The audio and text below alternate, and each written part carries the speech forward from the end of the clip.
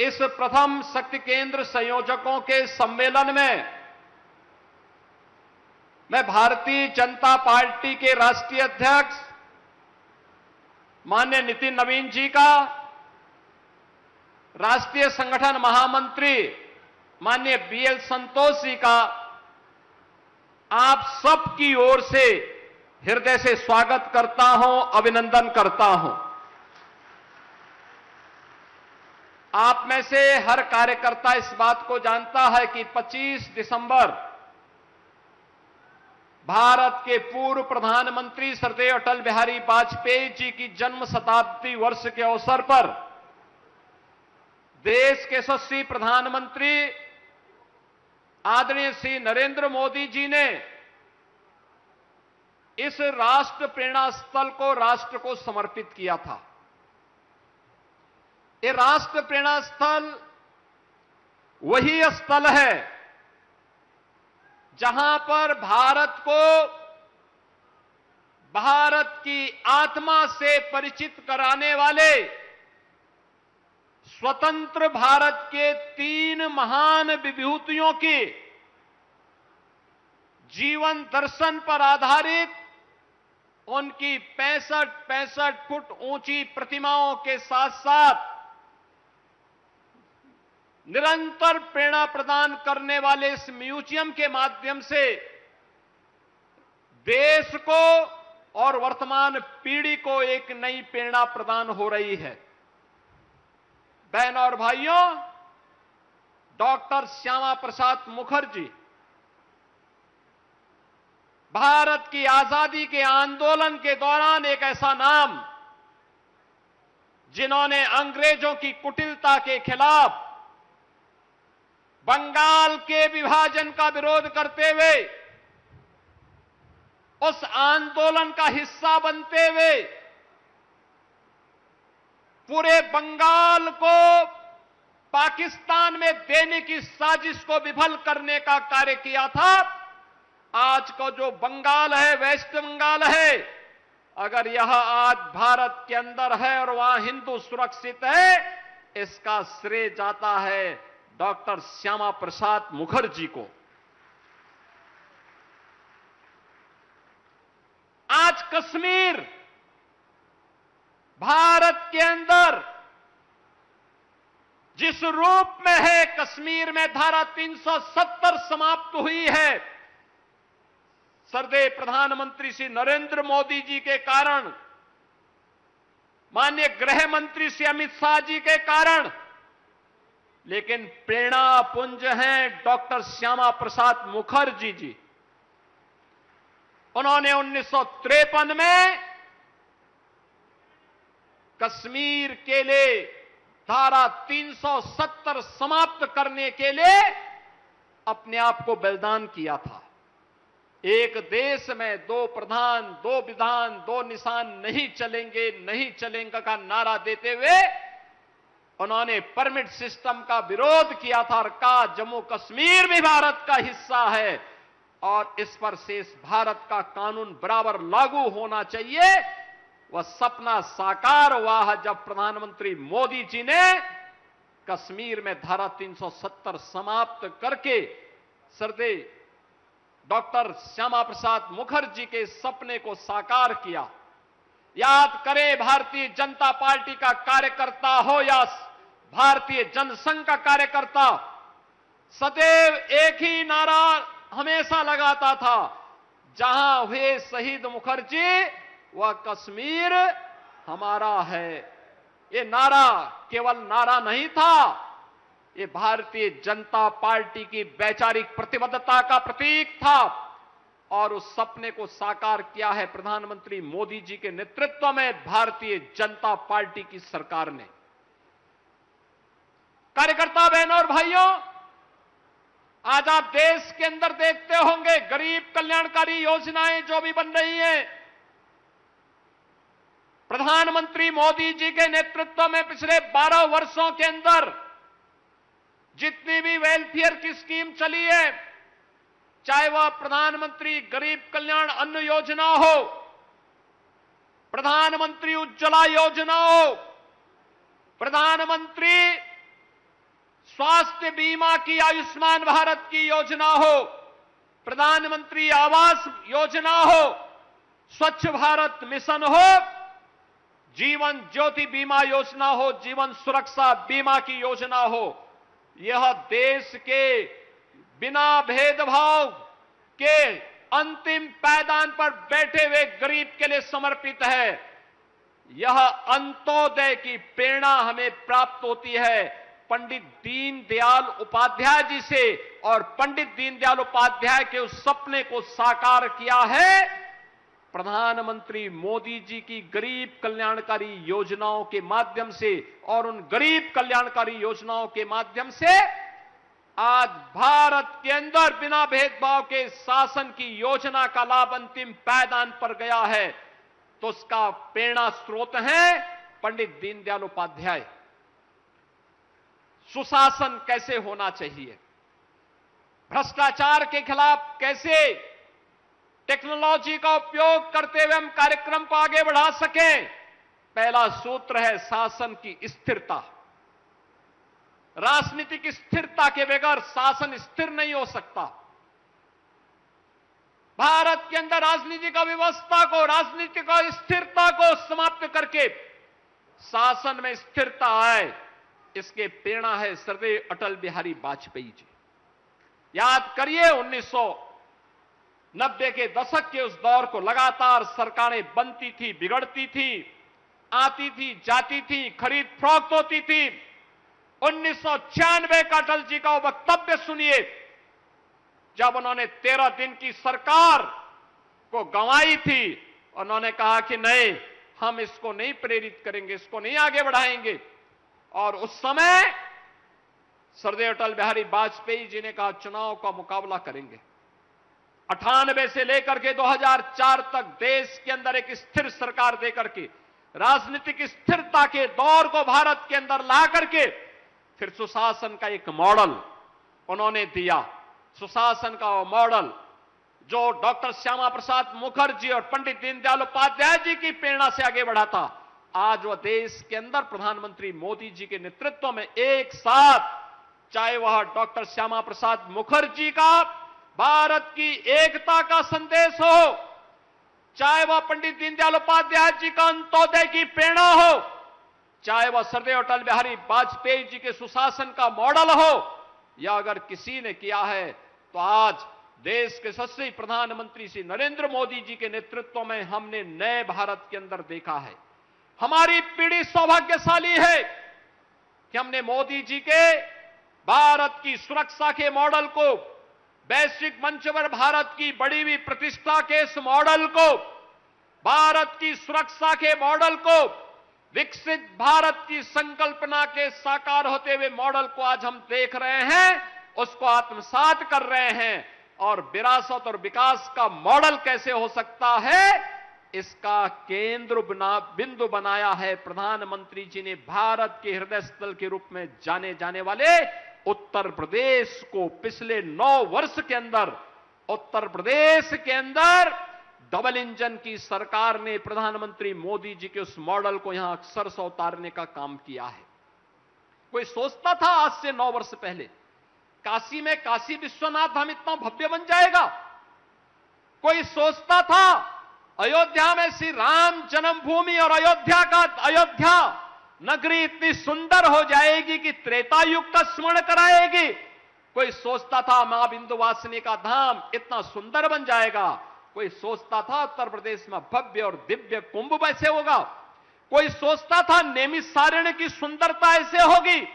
कोई सोचता था कि वृंदावन और मथुरा में भी द्वापर युग का स्मरण होता हुआ दिखाई देगा? कोई सोचता था सुखतीर्थ फिर से त्रेता युग का स्मरण कर द्वापर युग का स्मरण कराएगा? आज ये सब डबल इंजन की भारतीय जनता पार्टी की सरकार करा रही है। विरासत भी है तो विकास का model, infrastructure, world class infrastructure, highway, railway, metro, inland waterway, rapid rail, इस सब का मॉडल आज यूपी के अंदर मैन्युफैक्चरिंग के एक हब के रूप में यूपी का बढ़ती हुई ताकत, हमारे पास अगर हम ड्रोन बना रहे हैं तो हम ब्रह्मोस मिसाइल भी बना रहे हैं। यही अंतर है। 2017 के पहले पिछली सरकारें माफिया पालती थी, हर जिले में अपने गुर्गों से कट्टा और बम बनवाती थे लूटपाट करने के लिए, और आज हम देश की सुरक्षा के लिए ब्रह्मोस मिसाइल बना रहे हैं लखनऊ में। हमारे लिए राष्ट्र सुरक्षा महत्वपूर्ण थी, उनके लिए अपना लूट तंत्र मजबूत करना महत्वपूर्ण था, और उसके लिए वे लोग लगे रहे। ये वे लोग हैं जिनकी अपनी कोई विचारधारा नहीं।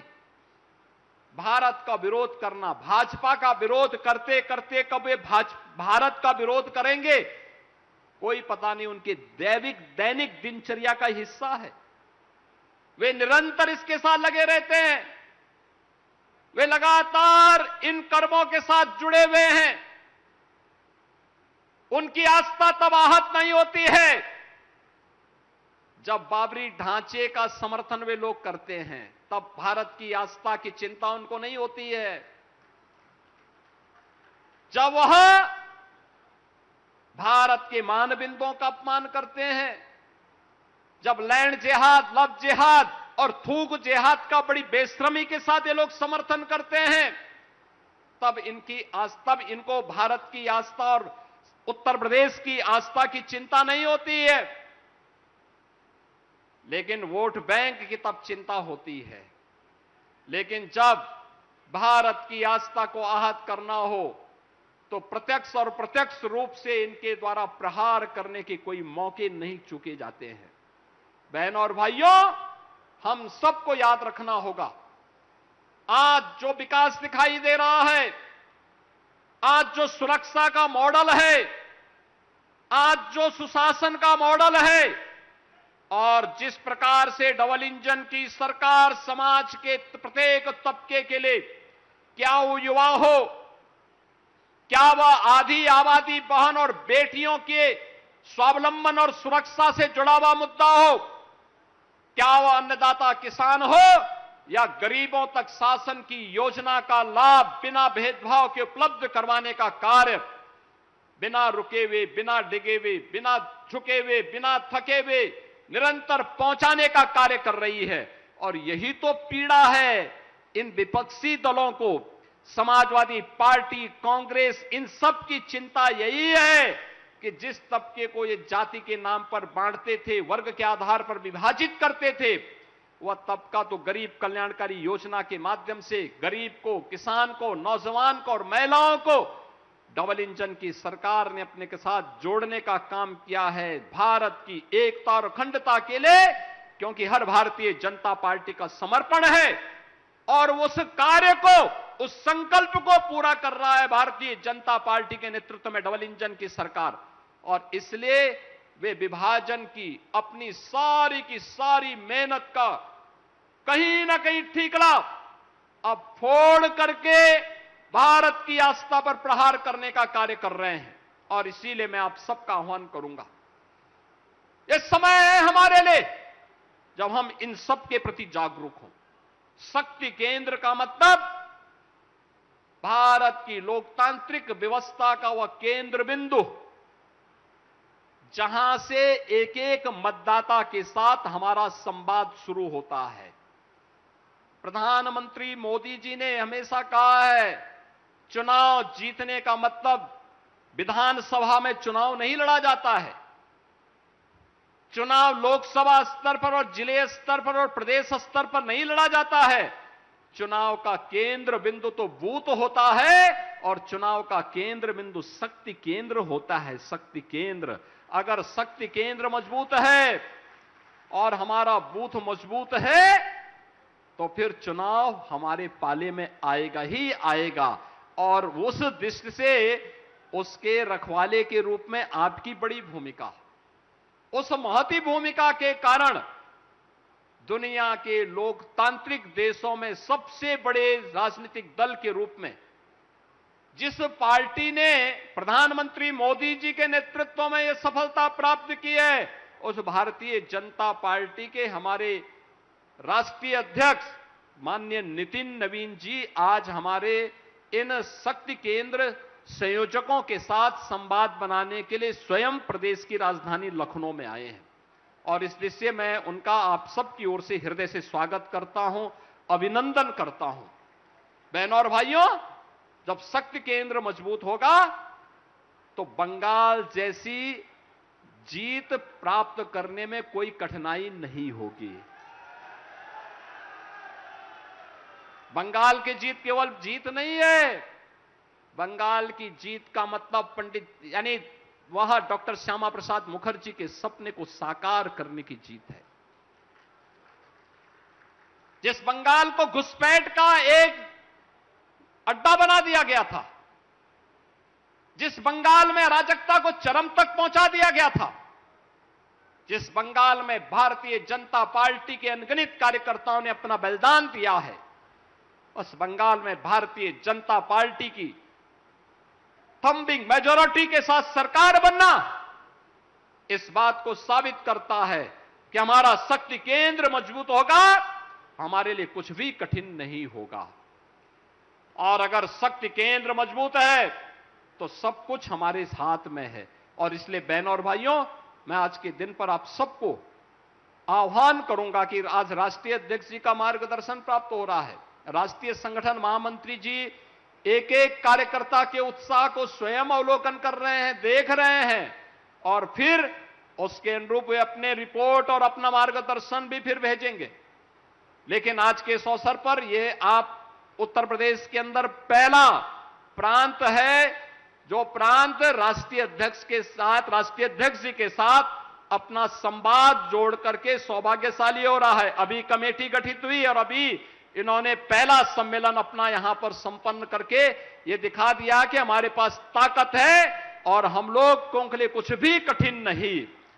मैं आज के इस अवसर पर आप सबको इस बात के लिए आश्वस्त करता हूं, अपने शक्ति केंद्र का जो कार्य योजना यहां पर अभी प्रदेश अध्यक्ष जी ने आपको दी है, हर माह अंतिम रविवार के दिन मन के बात के साथ उस हर बूथ और हर शक्ति केंद्र के कार्यकर्ताओं को एकजुट होकर के मन की बात को सुनना और प्रधानमंत्री जी किन किन बिंदुओं की ओर चर्चा कर रहे हैं उनको नोट करना, जो आपके प्रदेश से संबंधित हैं उनके बारे में चर्चा करना और फिर अगर आपके यहां कोई उतारने की कोई ऐसी कार्य है, करणीय कार्य को नोट करते हुए उसको लागू करने का कार्य अगर कर सकेंगे तो आने वाले समय में लंबे समय तक हम न केवल भारतीय जनता पार्टी के लिए अपितु भारतीय जनता पार्टी के साथ ही देश के लिए कार्यकर्ताओं की एक ऐसी फौज खड़ी करवा देंगे जो आने वाले समय में उच्च मूल्यों और आदर्शों के साथ ही राष्ट्र को समर्पित रूप से कार्य करने वाले कार्यकर्ताओं की एक महत्वपूर्ण टीम के रूप में हर एक स्तर पर दिखाई देगी। इस विश्वास के साथ आज जब आप यहां पर आए हैं, हम जानते हैं भीषण गर्मी है, इस भीषण गर्मी में राष्ट्रीय अध्यक्ष जी लगातार कार्यक्रम कर रहे हैं, लगातार उनके दौरे चल रहे हैं, अलग अलग राज्यों में भी चल रहे हैं।